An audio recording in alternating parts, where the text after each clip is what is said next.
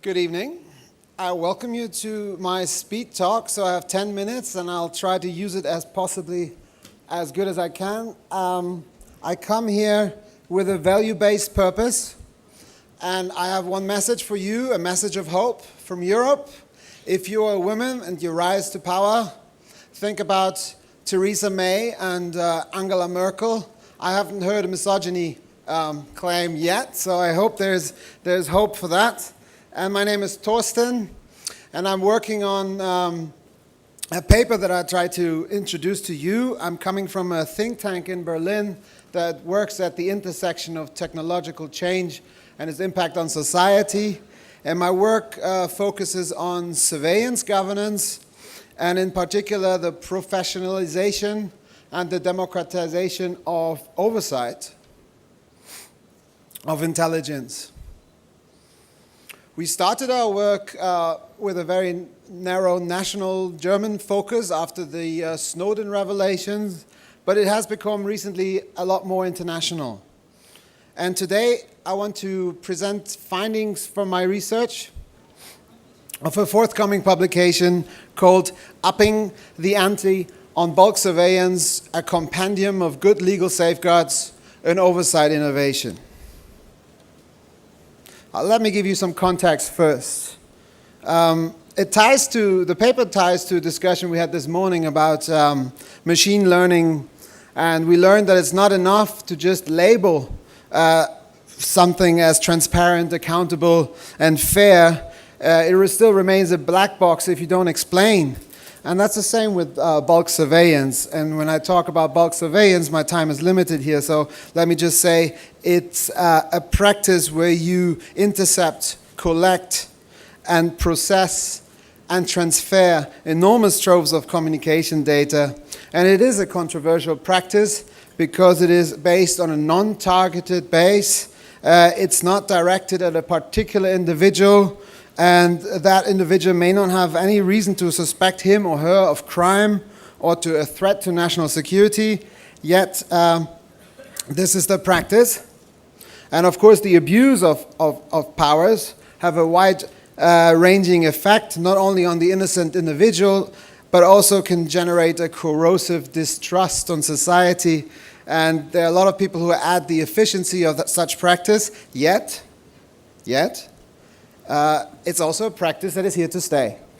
If you are thinking about recent jurisprudence from the European Court of Human Rights when it reviewed the bulk surveillance powers in Sweden, and recently also the Big Brother Watch decision in the UK, you realize that more and more states are given a large margin of appreciation to undergo and implement bulk surveillance, but they have to do it with adequate safeguards and rigorous control. And here's where our paper ties in, because we ask ourselves, are intelligence laws as they are? Recently we've seen a slew of recent intelligence legislation passed in several countries, yet are these laws fit for purpose? And how about these oversight regimes? Are they also fit for purpose?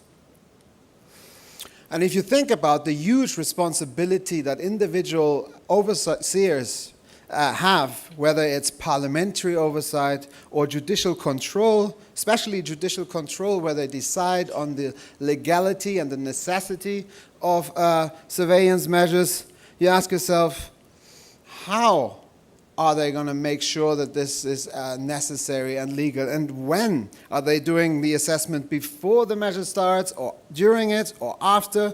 Because there are several times and moments when a human rights infringement can take place. So our approach was this. All countries do it. And there's obviously no governance blueprint because of the cultural differences and legal differences in many countries, but they all practice this controversial practice. And it's apparent, the challenges that you see are apparent when you break it down into individual phases. The whole action of trying to get a better understanding through bulk surveillance. So in our research, we came up with an analysis scheme that I don't have the time to go into very detail, but we focus both on the legal safeguards in the law and the oversight innovation, so the practices that controllers have recently put into place to more effectively conduct oversight. And you know, if you think about the scheme, there are different moments. There's a moment when you start. You want your strategic planning. What kind of information are we going to seek? Where from? What cable? And there's a whole thing about warranties. You know, you have to have warrants for a number of things by now.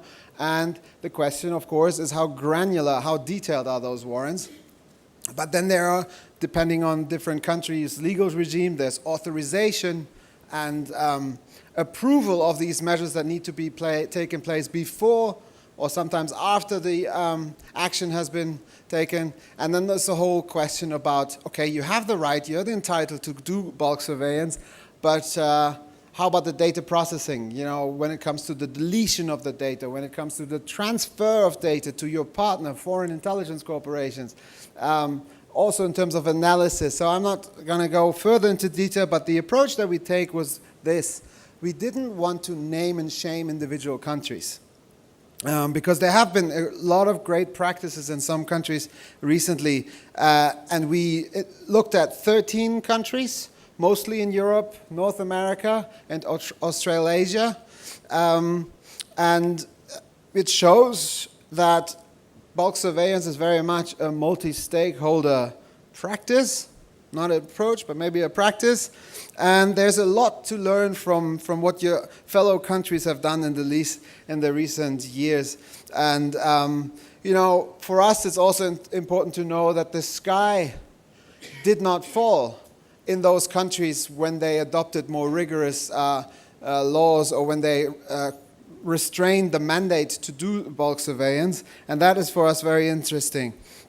And currently, we have identified 64 nuggets in different international, different intelligence laws or in the oversight reports or in interviews with overseers.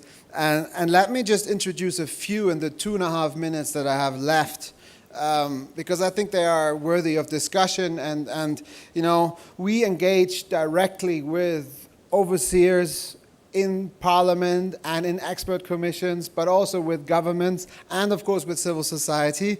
And we very much have gone some way in this oversight civil society dialogue that pre-Snowden didn't exist. And so, for instance, the Netherlands, they don't discriminate between domestic and foreign data. That's a huge thing in the US and Germany, the question about non-national data and national data, whether you subject it to different kind of privacy protections or not. Then Germany has done a laudable thing in being more explicit in who actually participates in the national intelligence priority framework. So when they want to collect data, is it the foreign ministry, is it the chancellery, who else is involved in setting priority, and what are the accountabilities? So for some, there is explicit ministerial accountability for some of the more risky measures. Then there is the Netherlands again. They have adopted a documented adequacy reviews for foreign intelligence partners. So if the Dutch intelligence service wants to do a new memorandum of understanding or an agreement with a foreign intelligence service, they have to first of all go through 5 criteria, amongst which the embeddedness of rule of law in the foreign country, and see whether this partner service is fit for cooperation. And there's Parliament involved in this. It's not just an executive thing. New Zealand, also very interesting, coming to my end, has testing warrants and training warrants. So, you know, if you want to intercept a cable just by seeing whether it's worthwhile any intelligence in this cable, before you didn't have to have a warrant. In most countries you still don't, but in the New Zealand context you do. But the absolute kicker for me, and that's for the last 25 seconds, is a requirement in France, in Netherlands, in Norway and Switzerland to have technical oversight interfaces, giving direct access to the oversight bodies to all the data that is stored at the systems of the intelligence service. So think about, we heard about artificial intelligence, we heard about algorithms. You can do control algorithms, you can do predictive oversight. Where is the next abuse going to happen? Where should we focus our scanned research? And my time is up, and I thank you for this speed talk. Thank you very much.